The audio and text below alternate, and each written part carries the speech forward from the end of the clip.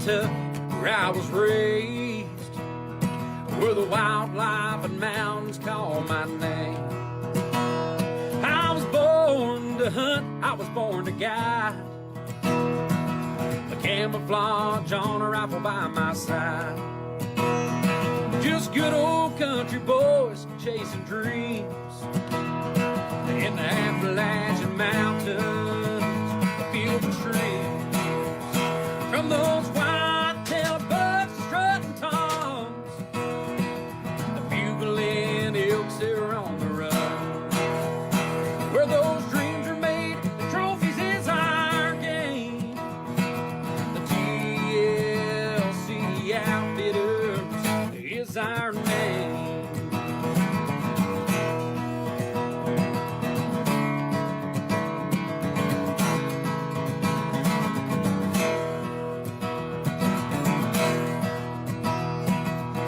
The coyotes run all night. It's music to my ears and in my sights. I've got this hunting fever down in my bones. Glad my daddy taught me everything I know. From those white-tailed bucks strutting toms, the bugling elks that are on the run. Where dreams are made, the trophies is our game. The TLC Outfitters is our name.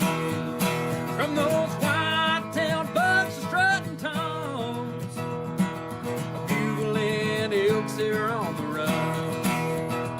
Where dreams are made, the trophies is our game. The TLC Outfitters is our name. The TLC Outfitter is our name.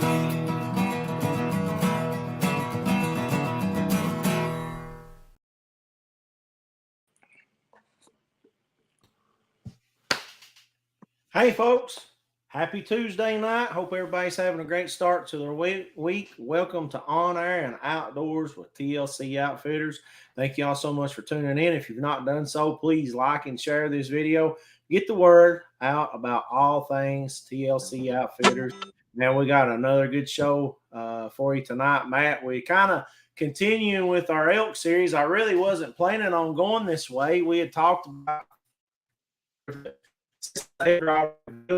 we're still talking this and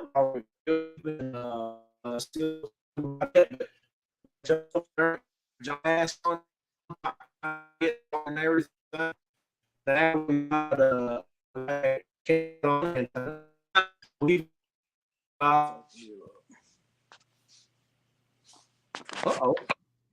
what's happening? But I thought I had her figured out. I think you do. But I didn't hear a word you said, so. How about now?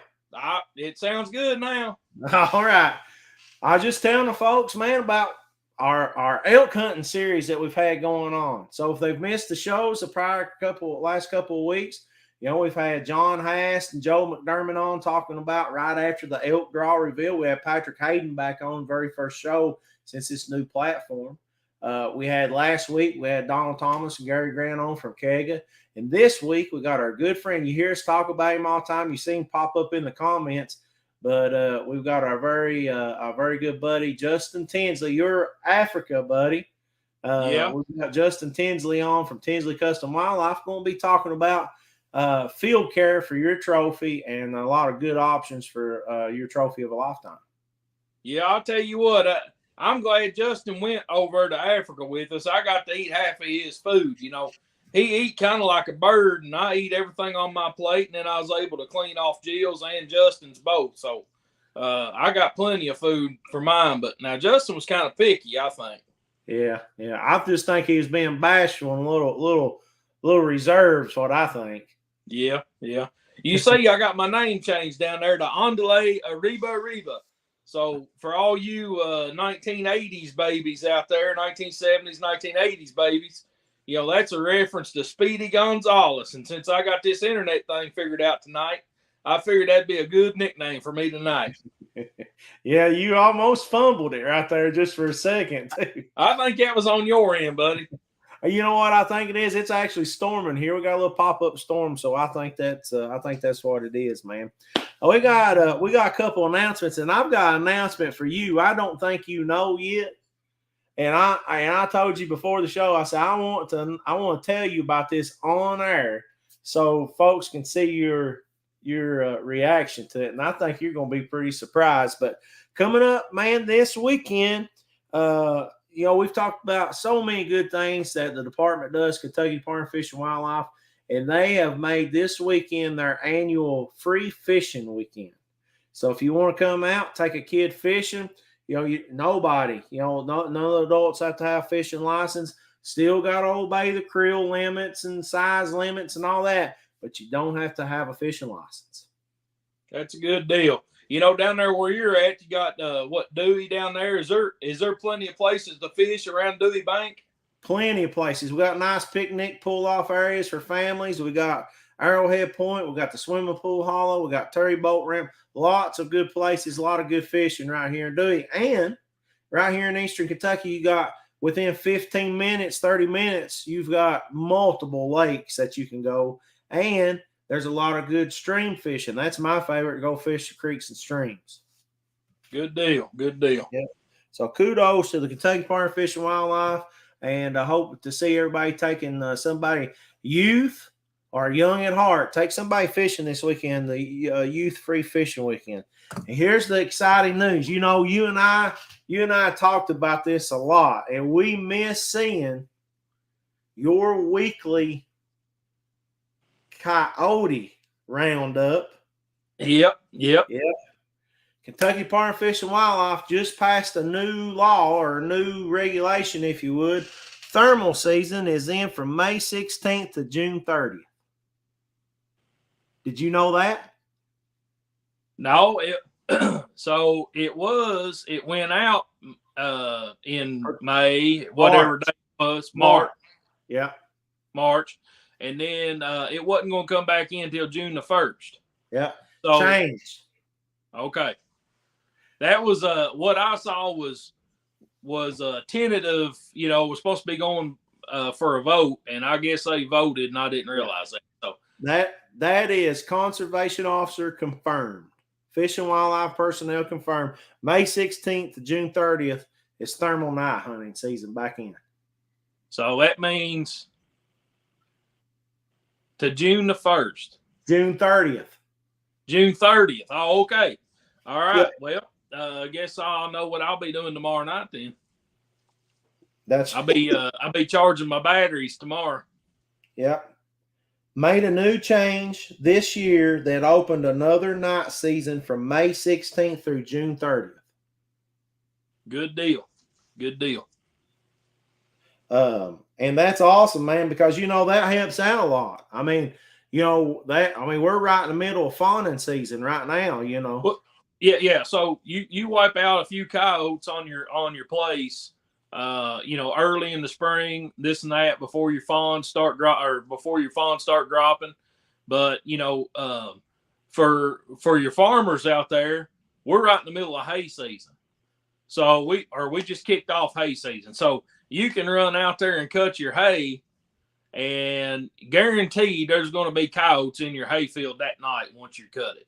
So yep. it's a becking call for them. They can't resist it. But you go cut a hay field and then step outside that night with your thermal, and I guarantee you're going to see some success, which is just going to help your population of all your wildlife, not just your fawns, but rabbits and songbirds and everything alike. So, yep, pretty exciting. Yeah, I figured you'd like that news. Like that news. Yep. This winter, I gotta work on some raccoons and some skunks too. Come this winter, so that'll be something to talk about later on. That's right. Our number one fan, my mama, joining us tonight, says hello, mama. Hope you're doing good. Thank you for tuning in and watching. I've got some things I want to talk about at the end of the show for elk. We've been talking about all things, and hopefully somebody has found this helpful. A lot of good information on Kentucky Perm Fish and Wildlife for new elk hunters.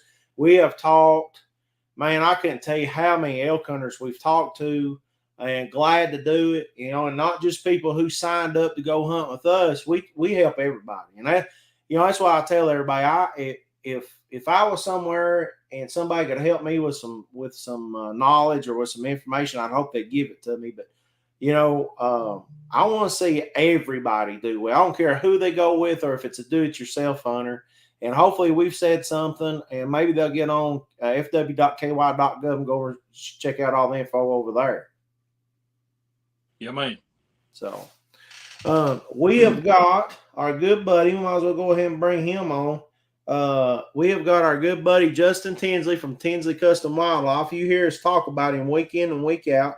Justin has took time to join us. I mean, man, it was like wrestling a copper-headed rattle moccasin, son, trying to get him on here tonight. He's contrary, bud. He's contrary. I tell you what, you'll spend 10 or 12 days with him out of this country, son. He just cantankers. I can't even imagine. Hey, listen. No kidding, though.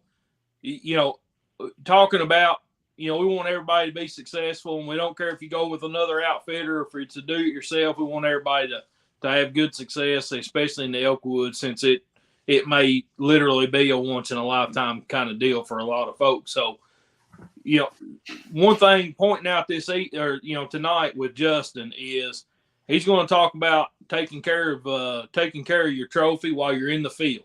Getting it prepped so that you don't lose it, so that the hair don't start slipping, so that all this stuff. You don't make bad cuts on your capes and all this.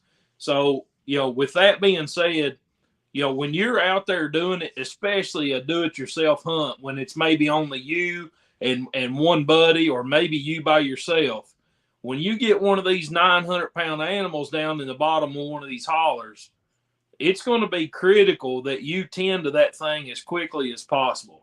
When you've got an outfitter, you got a lot of help there. Just like TLC, if we got one down in the bottom of the holler, we got 4 or 5 guys that we can call in recruitments to help get that thing out.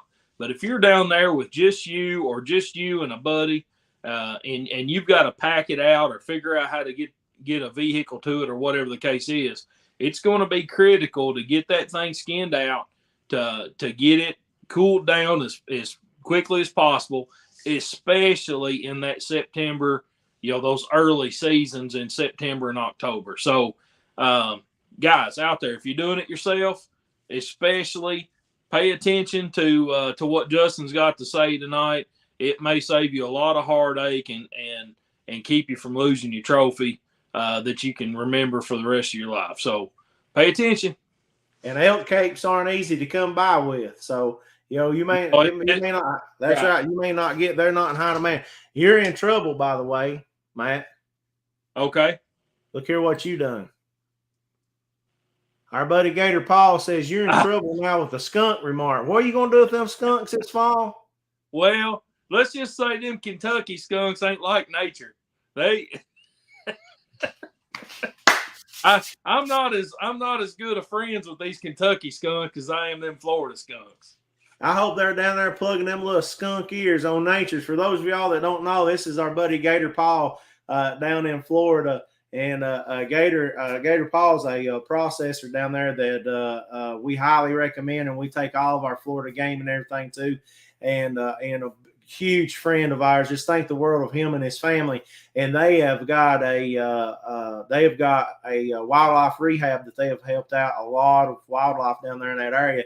And they have actually got I hate to even call her a pet. They got a family member that's a skunk called Nature.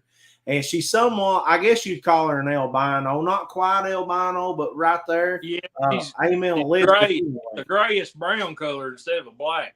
Yeah, she likes dark pigment. So, and just friendly as can be. We love her. If you've kept up with us over the years, you've seen Matt and her picture on here, and that's what we're talking about. So when we talk about Nature, we're talking about Nature the skunk, a family member of Gator Paul's that Matt has insulted. And listen, I can't make Paul mad because we may need him in his assistance in in cutting up a gator this year. So I got to stay on Paul's good side. That's right. And by the looks of our good buddy Scott, we're gonna be coming home with some iguanas too. Yes, sir, buddy. Yeah. I couldn't believe, dude. He said 5 feet. Yes. 5 feet. Yeah. That's like a small gator, man. Yeah. Oh man, I'm looking forward to that. Hey, you think if we kill a 5-foot iguana, you think that Justin can mount that thing? Oh man, I mean, I just can't even imagine.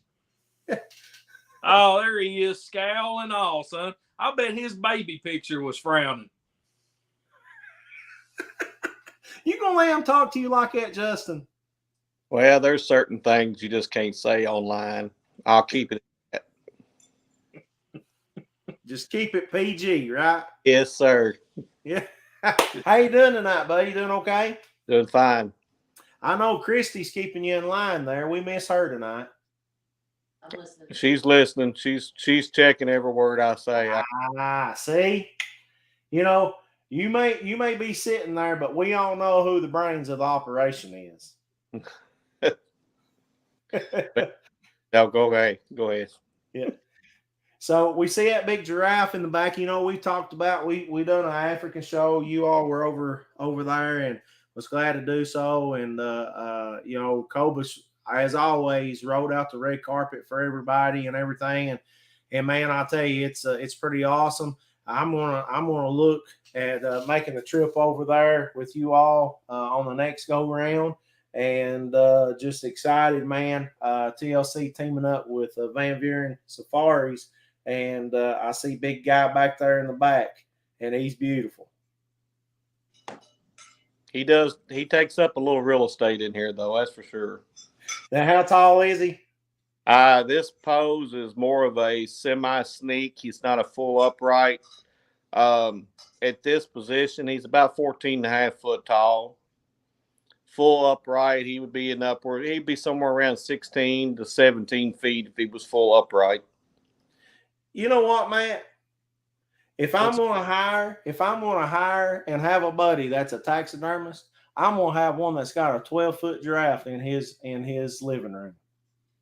Well, you know, let's just say me and Justin, I've said it before, we're kind of new friends. You know, you and Justin's known each other a lot longer than me and Justin, and spending some time with him and Christy over there, we sure bonded a lot. And I know Christy and Jill got along great, and I felt like it was a good camaraderie going on over there, and it sure was a pleasure to spend time with them over there and enjoy that trip.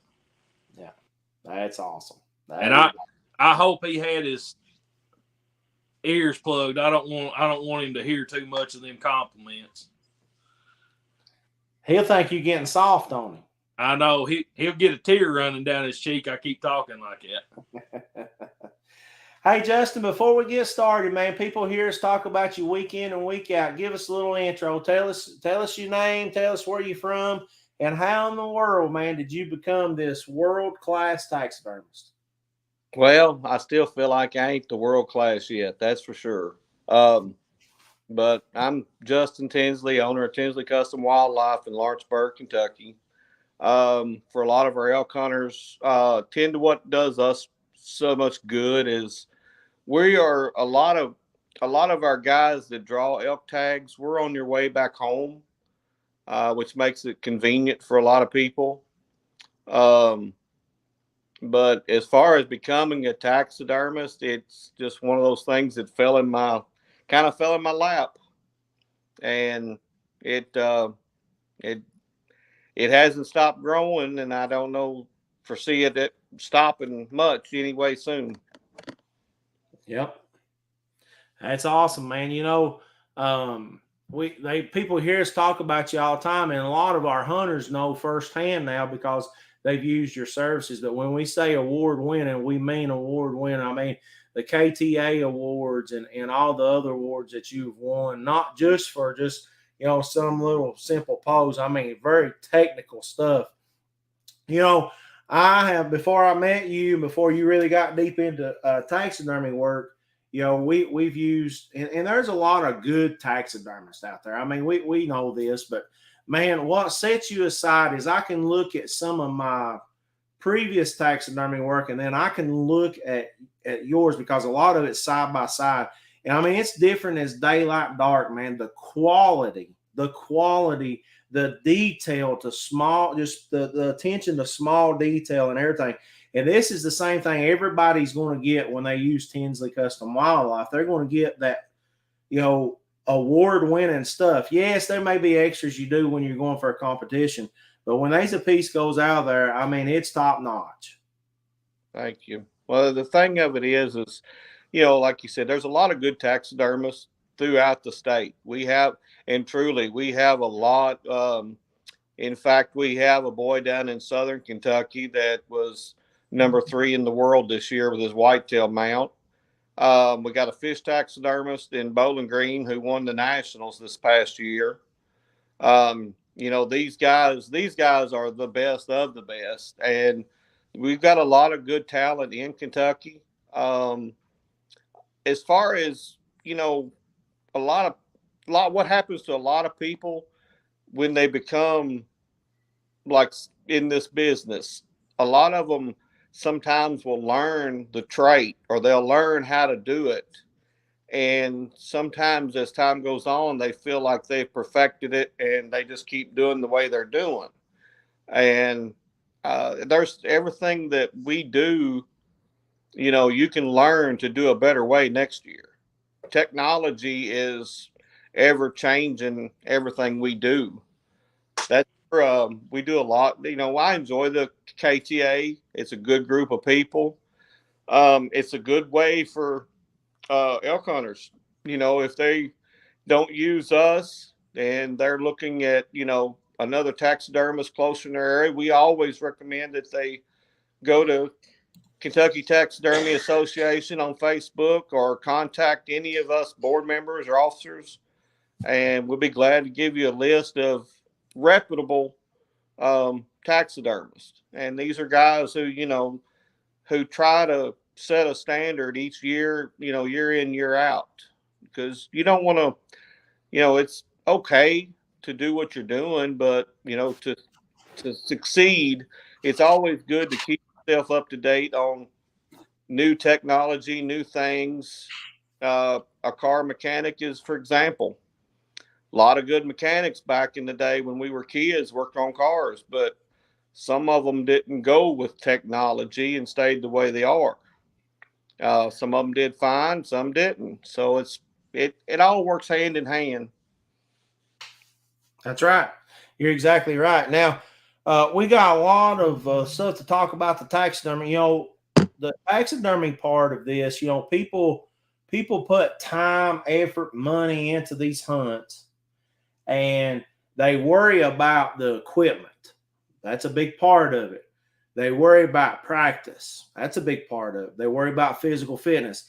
They worry about an outfitter or a guide. They worry about the area that they're going to hunt. But I think sometimes we don't think about the end product. Okay, when I harvest and I get one on the ground, now I've got, like Matt said, you get this 800-900 pound animal down, and I want something to commemorate my hunt for the rest of my life, because who knows, it may never get drawn again.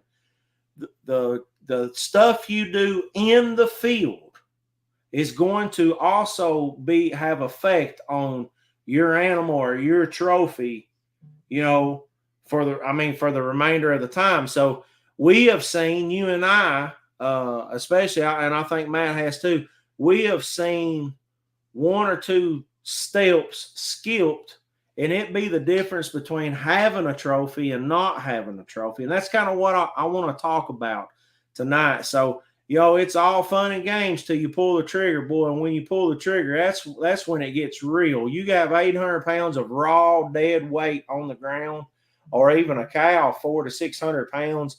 The work is on, and especially in our archery and 2 rifle seasons for bulls, it's no longer cool. It's hot. September, a lot of times, is the hottest month of the year. It's just as hot as August.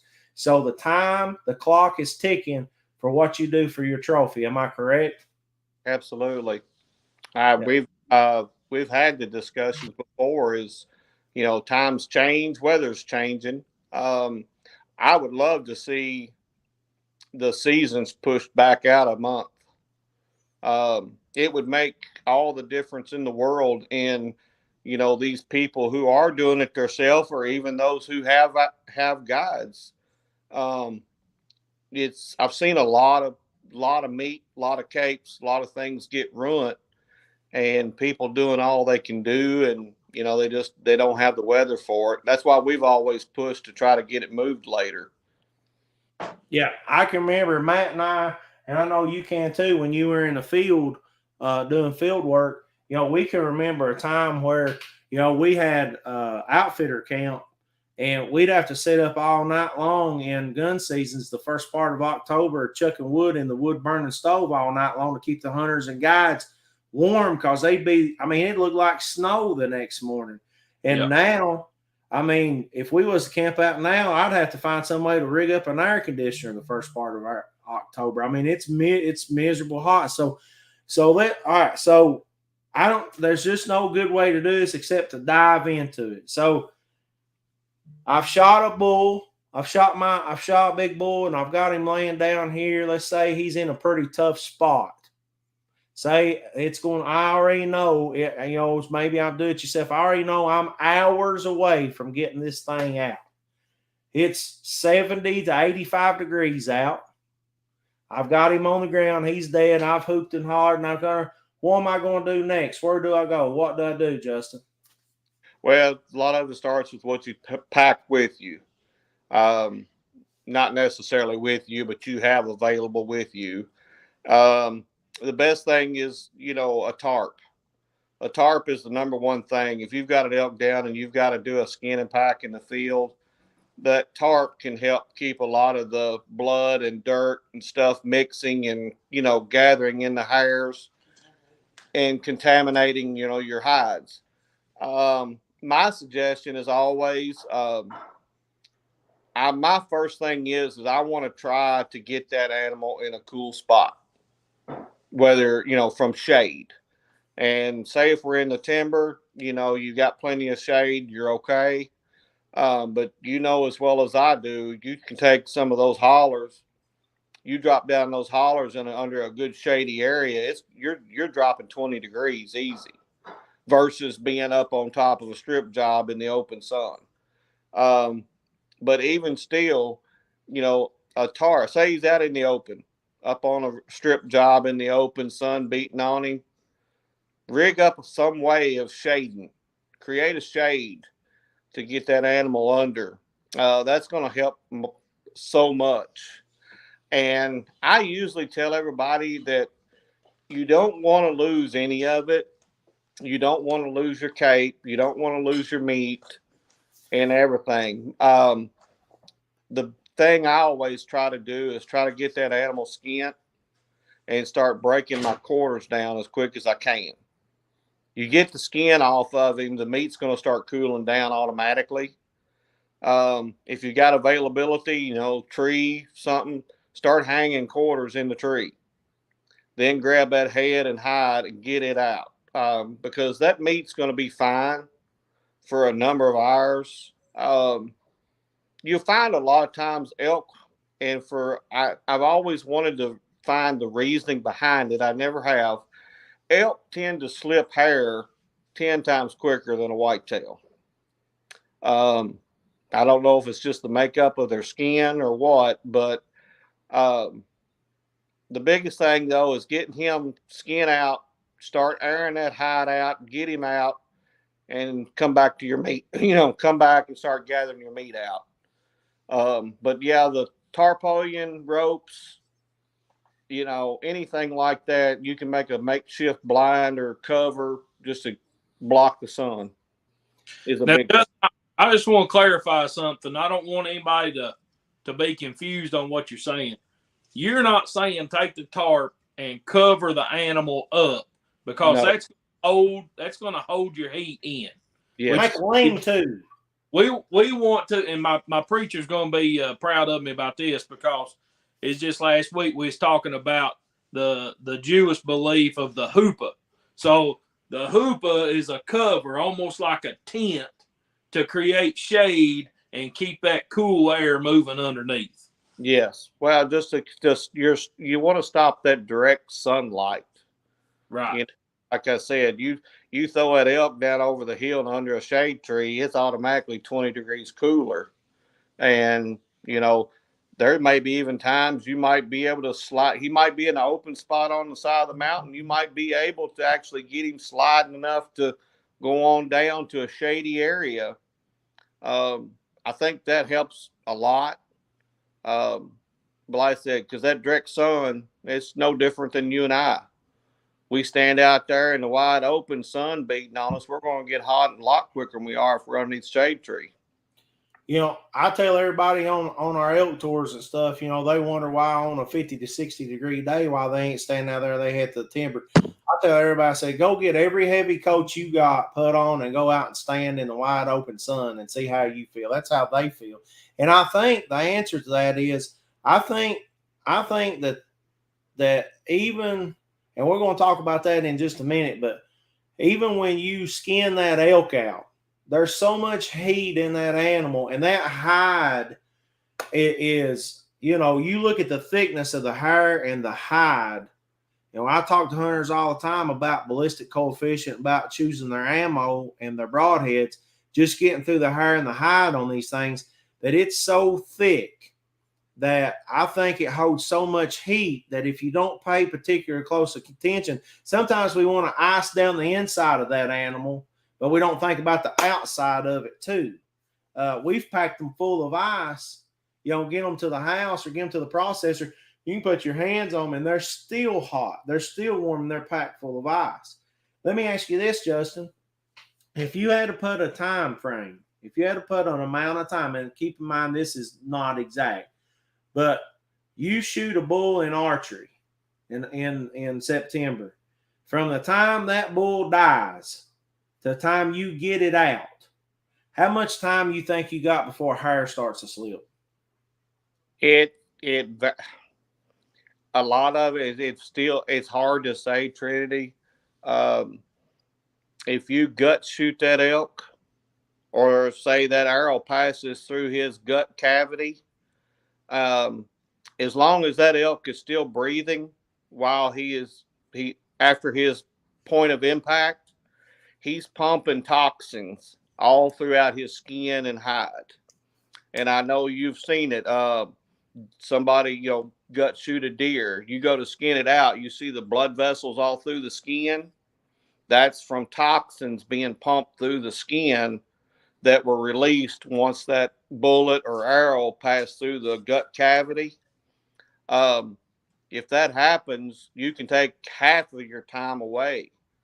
But if you've got a good, clean heart shot kill, no gut shot, I mean, typically 4 to 6 hours. And, if you keep him cool, keep him in the shade, we did one gut cut and pack one time that was 8 hours before we got him out, and he was fine. But we did have him. He was actually over in a bunch of timber where we had good shade, and that made a lot of difference. But within 6 to 8 hours, you better have him out and have him cooling down some way, shape, or form. So if you can't get a machine to this animal, and this is a cut up and pack out job, you need, the first thing you need to focus on is the hide, getting him caked out, right? And when we say cape out, we're not talking about off the face. We're talking about to the base of the skull. You need to get that hide out, and you don't need to wad it up right then while you're working on the carcass. You need to lay that out and let all that air cool that down as much as possible, correct? Yep, absolutely. Get him airing out, get him cooling down. And then, like I said, once you get him skinned, then you move on to your quarters. You start getting your quarters cut apart, get them hung up where air can get around them. And if you've got everything in the shade and hanging, that buys you a lot of time. Yeah. No water. Water, Watch the blood. Blood and water are your enemies. blood and water are the enemies, and you add water to the blood, it magnifies the enemy. Yeah. Yeah, I mean, at 52 degrees, it takes less than 20 minutes for bacteria to set in. Bacteria is what causes your slippage. Yeah. And, most cases in, these cases like these, you can't help. Bacteria can set in anywhere. But, the better you take care of it, the cleaner you try to keep that animal, which it don't always happen. If there's a mud hole within a 500 acres, you can almost bet half the time that elk's going to die in that mud hole. You can't help it. Yeah. But that's the biggest thing is just time, shade and air is a biggie. What questions do you have, Matt?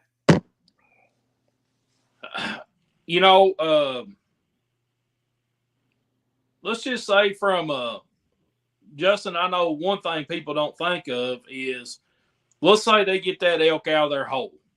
A lot of times as outfitters, we have the capability of getting our vehicles maybe places that people don't know because we know the terrain of the property a little better than do-it-yourselfers or whatever the case is.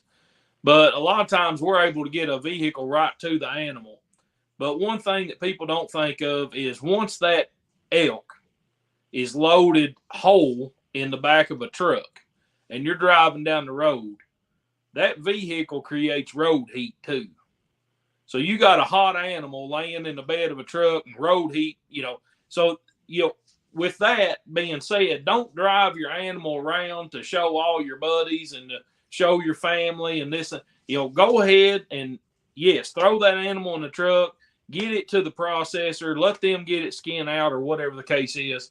But the longer that thing rides around in your truck and you're showing grandma and grandpa and cousin Billy and sister Jenny and all your buddies, you're really taking a chance on that hide turning green and that hair slipping. Yeah, we've it's not always possible, Matt, but I've always told everybody 2 things you can take with you and put in the back of your truck that makes more of a difference than anything is 2 old wooden pallets. Get them up off of the beach. If you can get that elk up on those pallets in the back of that truck, it allows air circulation all the way around that animal. I had a deer come in from Land Between the Lakes 2 years ago, and they had killed it a day or 2 before. And the weather was somewhat cool, but he brought it to me, and when we tanned it, went to mounting it, all the hair started falling off the left side of the face. And I asked the guy, I said, when you brought that back, what side of that animal did you have laying in the bed of the truck or against the bed? He said the left side. Everywhere that the deer was touching the bed of the truck, even back to the shoulders, the hair slipped out of that deer. And it was all due to road heat and the amount of heat that your mufflers put off. Yeah. All this heats up. Plus, you have you also have your sunlight, your direct sunlight again. Some people ride motorcycles and they come in after riding all day and they're sunburnt to no end. It's not as much wind burn; it's from the actual sun beating on them. So let me tell you something. TJ rode his motorcycle from his house to Bardstown the other day and didn't think nothing about it. He just cut his hair real short. Oh no! That day he was blistered his entire head. Oh, that day.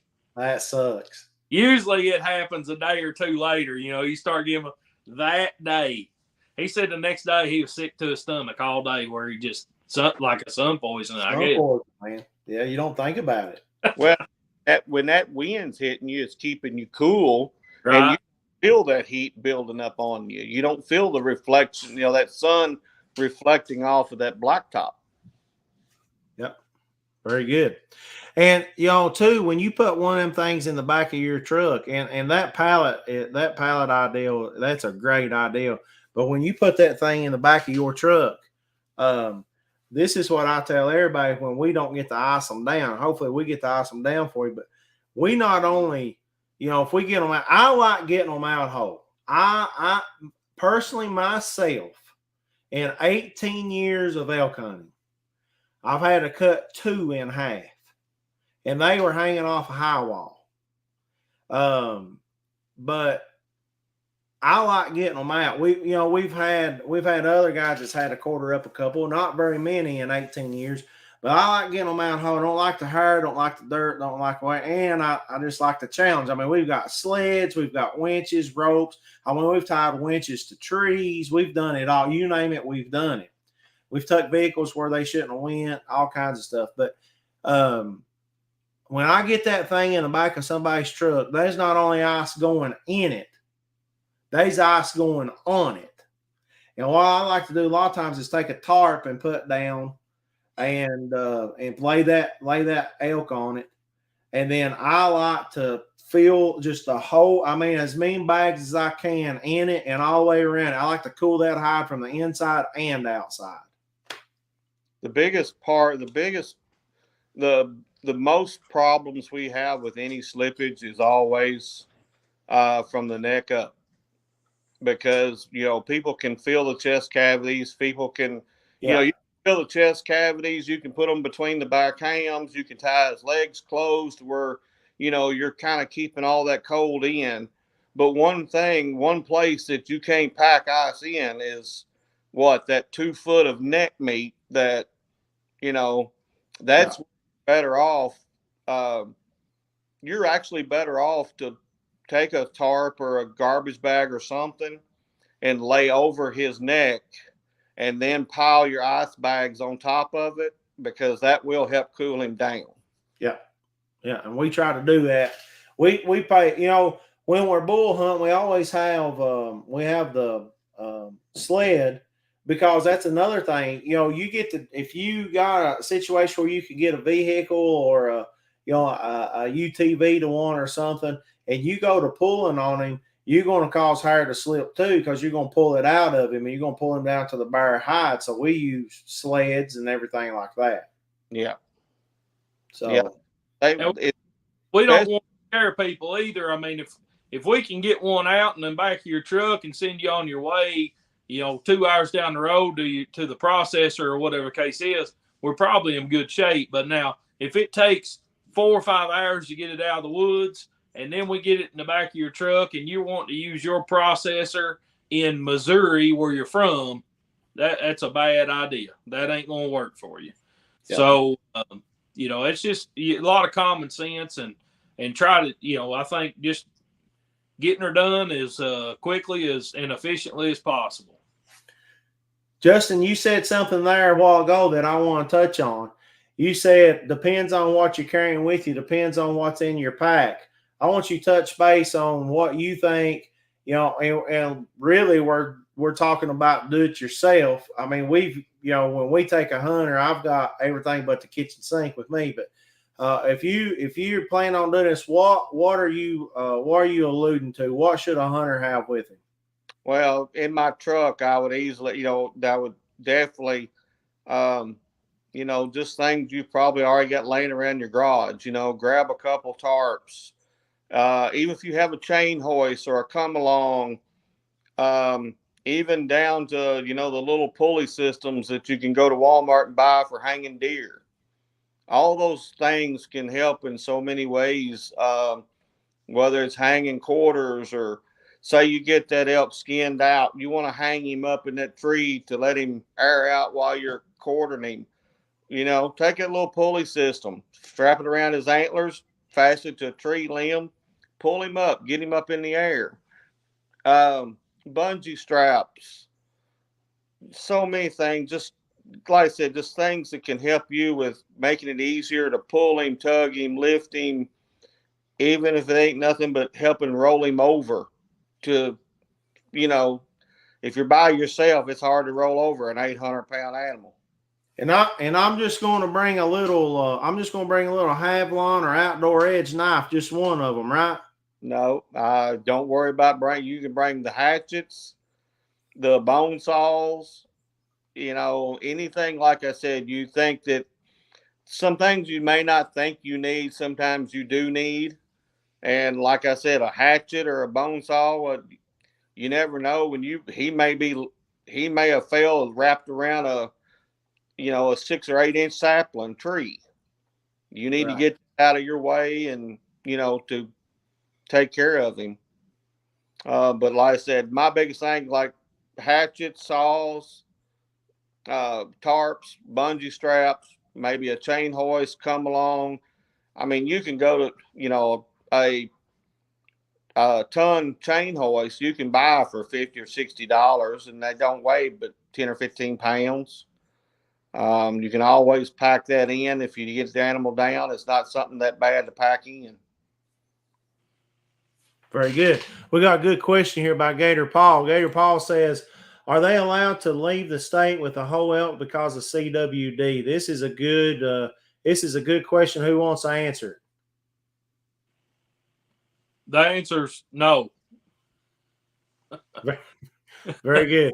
The answer is no, Gator Paul. I'll go into detail, but the answer's no.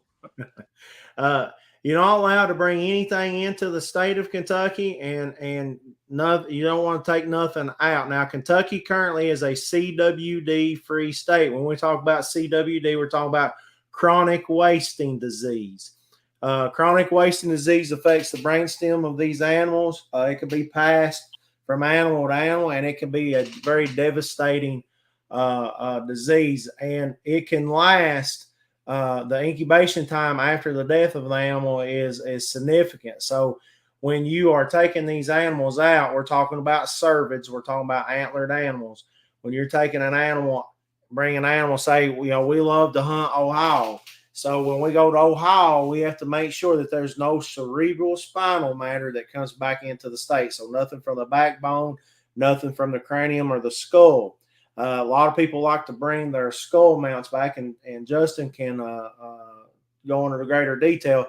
But there's things that you have to do if you want to bring a skull back into the state, or if you're just going to skull cap him to bring whatever. There's a lot of things that you have to do. So you can't take cervids back and forth across state lines. That is a huge no-no, and that's an awesome question. Justin, what do you have to add to that? One thing you mentioned on was the what we call Euro mount, skull mount. Of course, you can't take the skull out of the state with the brain matter in. We always tell everybody one of the best things you can do there again, if you got a cordless drill and a 3/4 inch drill bit, you can go in there and basically swirl that stuff up, stop at a car wash somewhere, turn him upside down, and you can blow every bit of it out to where you're perfectly legal. Yeah. And then what I've done, I even took it a step farther. What I done is I actually took bleach, and I took a rag and I soaked that rag in bleach, and I stuffed it in that brain cavity the best that I could. And then I wrapped it loosely around the skull. That way, because bleach kills it, correct? It does, but bleach can also cause the cartilage in the skull to deteriorate. Yeah, so you got to be careful with it. Got to be careful and not use too much of it. Yeah, very good. That's a good question, Paul. Best thing to do, like he said, is to stir it up, pressure wash it out, or even when we were hunting in Nebraska with our mule deers, we just boiled them out. We cooked the dickens out of them. We boiled them out, got it all out, just like we were going to do, a Euro mount ourselves. Got all the brain matter and everything out of it, and that worked out good too, didn't it, man? Yeah. Now, Justin, a question about there's a membrane that goes between the brain and the bone itself. Mm-hmm. That membrane needs to be removed too. Is that right? I've never heard anything towards that. Only thing they ever state when they say, no brain or spinal matter. Okay. That's how they list that. Okay.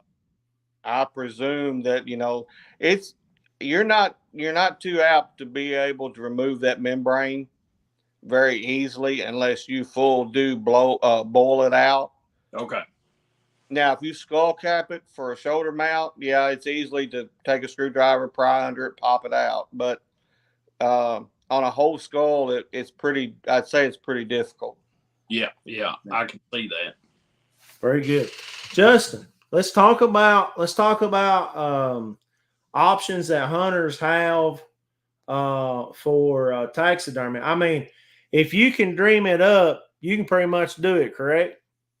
It's kind of like buying a Chevette or a Corvette. It's all kind of what you want to put into it and how much a person, wants to spend or what kind of look they want in their home or, in some cases, what their wife will let them have in the home.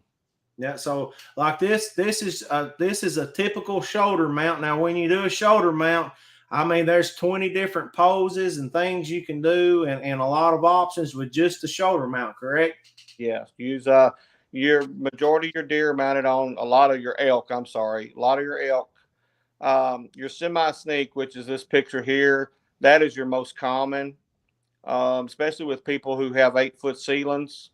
You get these elk, with 48, 52-inch beams. They can tend to take up a lot of wall space. The semi-sneak keeps the head a little lower, but it doesn't have them in that full sneak look.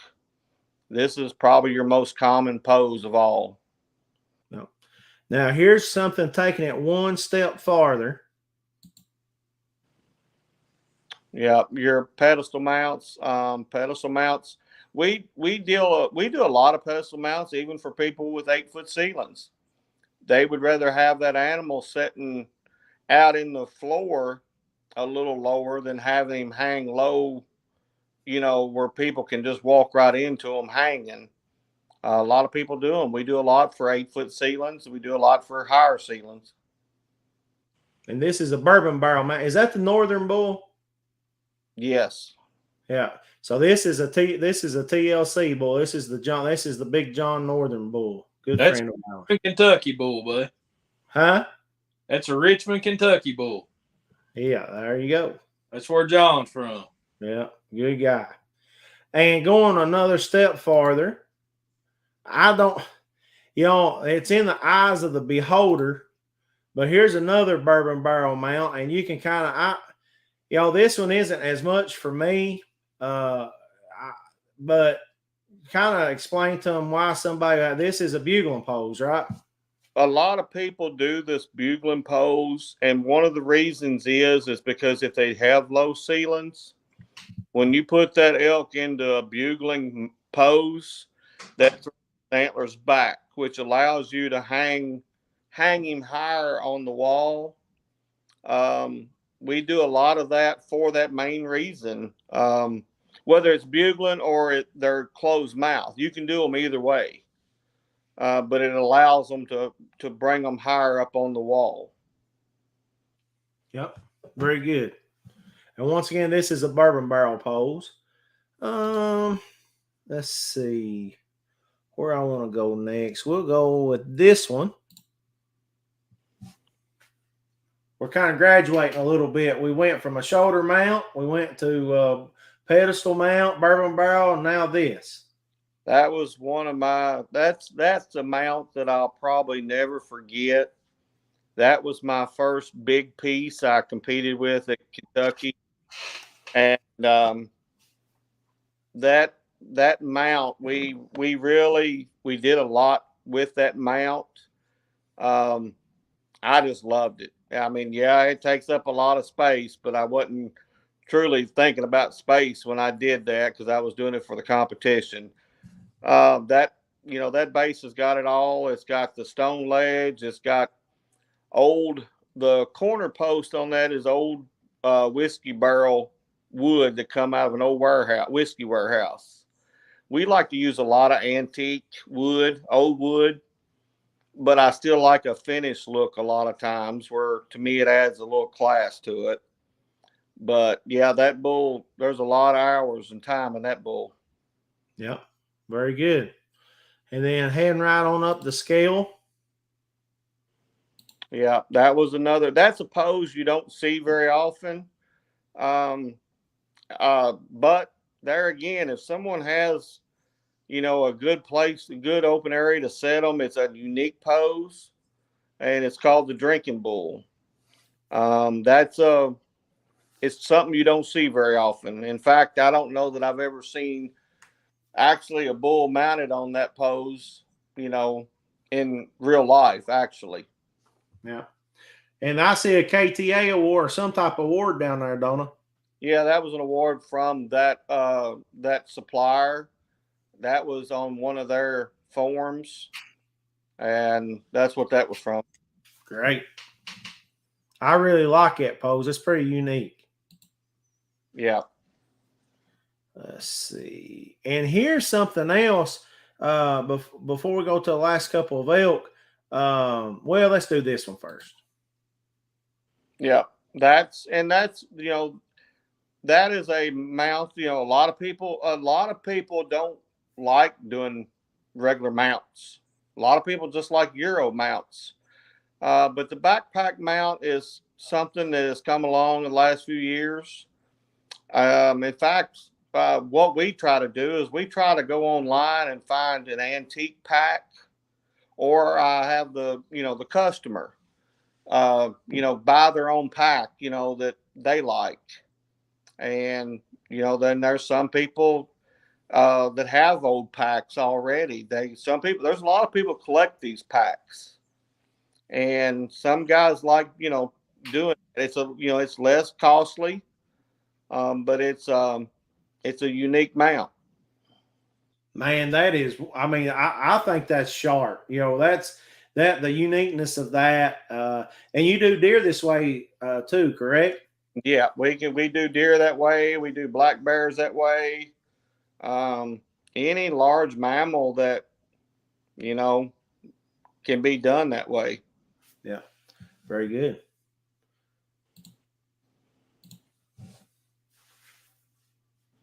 Full body mounts as well. Yep. There again, that's those that mount.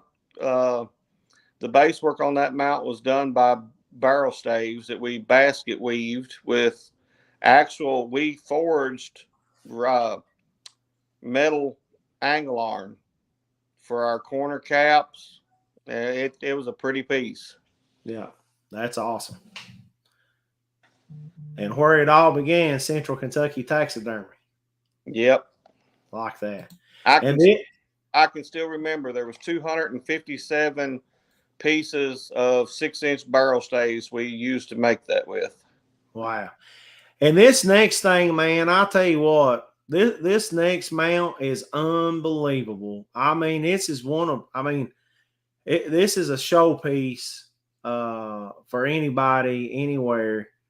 And this is something that is just absolutely, to me, gorgeous. Yeah, that one's got all the bells and whistles, I guess you could say. It's everything from detachable antlers. The whole entire elk and habitat comes up out of the top of this base. There's a lot of time in that elk. A lot of work in it. Yeah, man. That's an awesome specimen right there. Yeah. Great guy that harvested that one too. Yeah. He's and it was a big bull. I think that bull Giant bull. Was a 380. He grows like that. Yeah. Yeah, that's a giant bull. Yeah. Very good. Our good buddy, our very own Cameron Howell said catching it late, but howdy fellas, howdy Cameron. We appreciate everybody tuning in. Hey, so we got a couple more minutes here, Justin. What's something that maybe we didn't touch on during the show that you'd like to tell hunters? Feel free. The thing I tell everybody, even if you don't use us, feel free to call. We can be glad to give you price points. Like I said, there's so many with all these mounts you show, the pedestal mounts, bases. There's so many options. But if you have questions just down to, proper skinning, the proper cuts to make, if you're not for sure, it don't hurt to ask. Even if it's not me, another taxidermist. Ask the question so that you make sure and, you don't mess up something in the field that, yeah, most of it we can repair, but everything we have to repair takes away from the quality. And that's the biggest thing. One of the guys that taught me, one of the things he told me in the very beginning, if you build a house with junk lumber, you're going to have a junk house. And your project that we do every day only begins with how good the product is that we start with. And if that product is not very good, then it's hard to make, what do they call it? Hard to make something look good that don't look right to begin with. It's hard to do it. Yeah. Hard to make filet out of flank steak, right? Yeah, there you go. You had a nicer way of saying than my version. Matt, what about you, babe? Hey, you've dabbled in, you've helped out, and you've dabbled in taxidermy, and I've never seen a more. I tell everybody this the week in, week out. I've never seen a more critical guy than you when it comes to a lot of stuff, and that's good. It helps me out tremendously with business and everything else. But with your years of the taxidermy experience and everything, what have we missed tonight that maybe we could help a hunter? Outside of the taxidermy thing, one thing that I would say to people is if you've got the tag and you plan on being successful, before you leave the house, go ahead and pick out an area in your home that you think that this mount is going to go.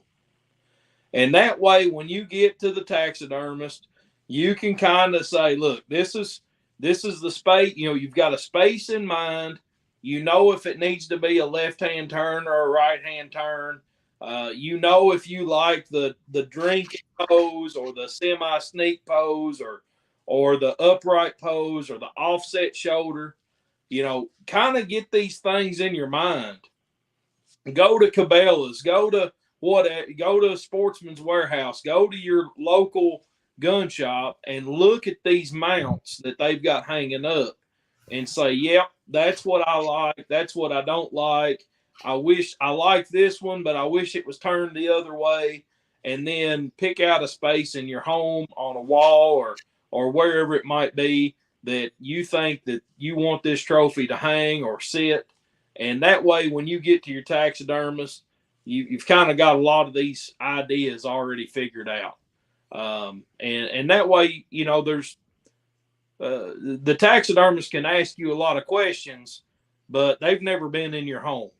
So they don't know. You're going to have to take some of that responsibility yourself and kind of lead the taxidermist to make the right decisions with you. I agree wholeheartedly. And, I think,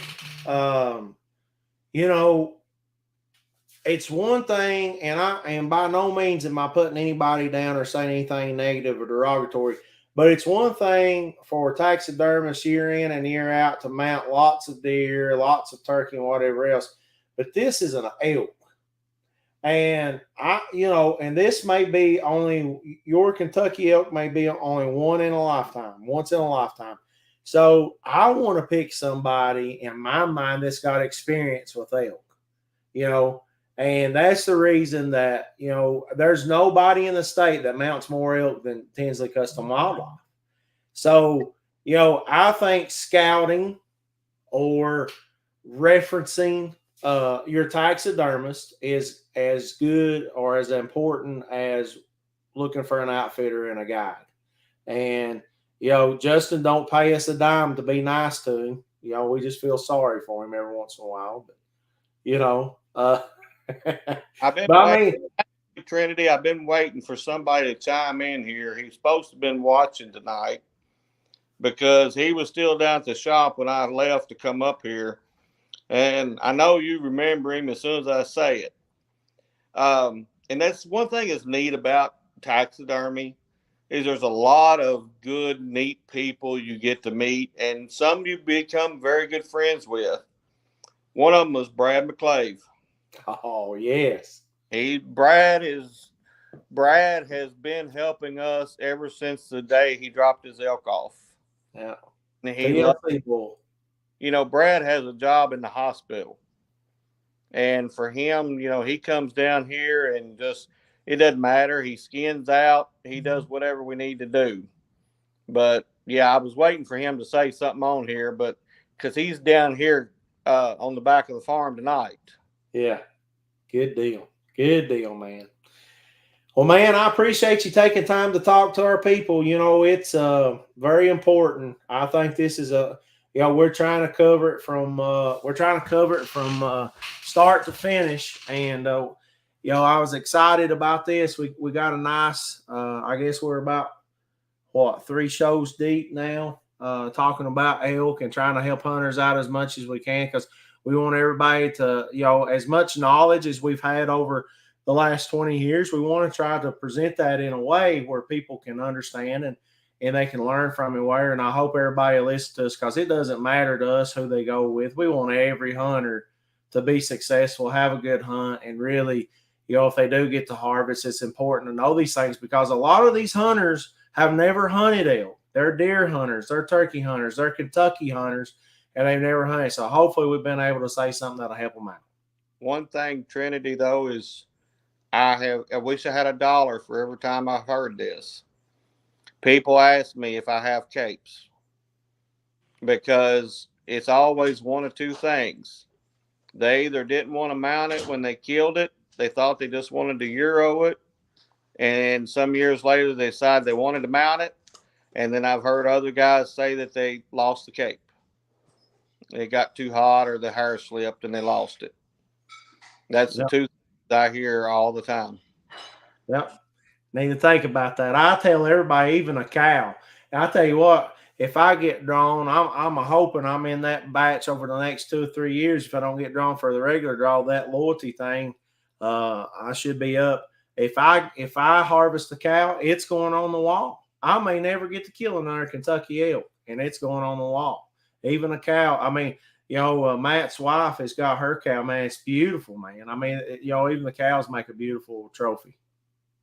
It's part of it. If the only thing that ran around out there was big bulls, then we wouldn't have elk very long. So, it takes them cows too, That's right.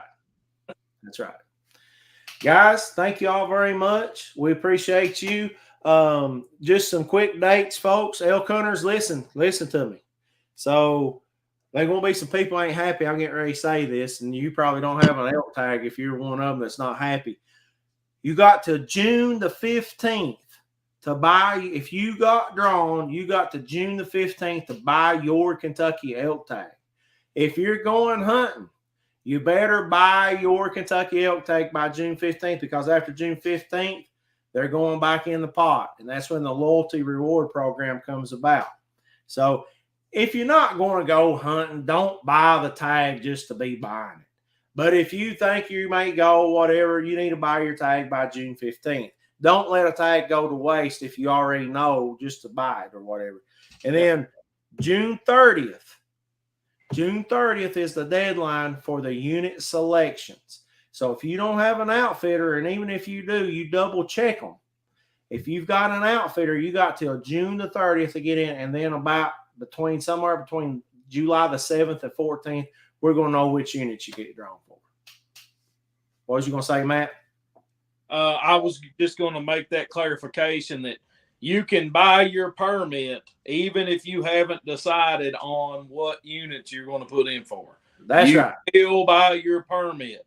Yeah. You buy your permit before you know if you're going to go with an outfitter or do it yourself. Buy your permit if you plan on hunting. If That's you right. do plan on hunting, quit putting in. Yeah. I mean, if all you want's a bull tag, quit putting in for the cow tag, because that kicks me out. That's right. That's right. Justin, thank you, my friend. You're welcome. Appreciate you very much. Looking forward to getting back down to Lawrenceburg and seeing you and Christy down there. And I'll tell you what, man, I'm looking even more forward to heading to Africa with you in the future. I can't wait to go back. I'll be heading out July the 1st of next year. We'll be gone for actually 15 days this year or next year. Yeah, good deal. Good deal. Hey, I appreciate you. I appreciate you taking that 5-gallon can with you and filling that plane up too. Me too, buddy. Me too. Hey, they wouldn't have known the plane crashed or not because they was all sleeping the whole way. I heard that. Hey, somebody get me, Jill, get me a picture of Justin asleep on the plane. Oh, goodness. Well, folks, we appreciate you tuning in. Thank you all very much. Hey, listen, folks, if you're sitting there tonight and you ain't got a whole lot to do, you need to head on over and check out our good friends from Eastern Outdoors Media. My good buddy John Stepp. They got their show going on. Starts at 9 o'clock. So you got a double whammy here with On Air and Outdoors and Eastern Outdoors Media. Be sure to go over and check them out. Got a good show going on after this one.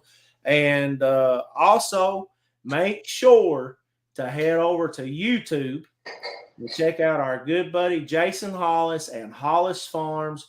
Subscribe to their page. If you want to take a peek into some serious wildlife management and a lot of good techniques, we're talking about, you know, when we talk about wildlife management, a lot of us think about mossy oak gamekeepers. We talk about we talk about all these other cats.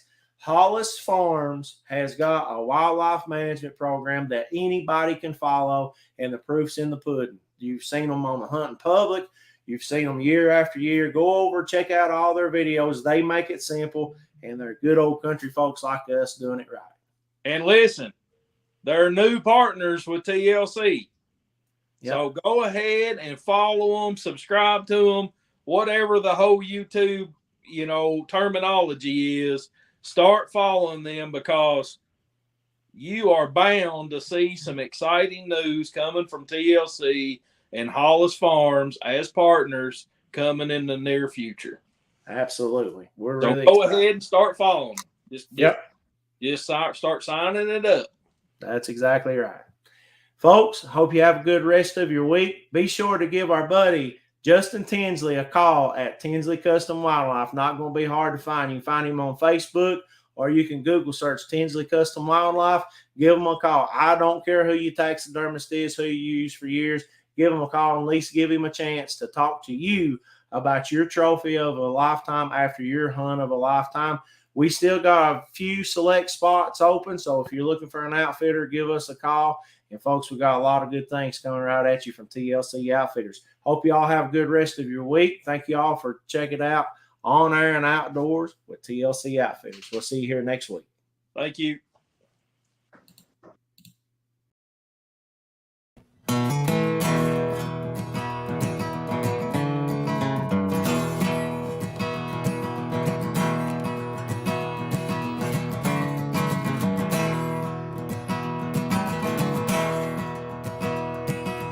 Eastern Kentucky, where I was raised, where the wildlife and mountains call my name. I was born to hunt, I was born to guide, a camouflage on a rifle by my side. Just good old country boys chasing dreams in the Appalachian Mountains, fields and streams. From those white-tailed bucks strutting toms, the bugling elks that are on the run. Where those dreams are made, the trophies is our game. The TLC Outfitters is our name.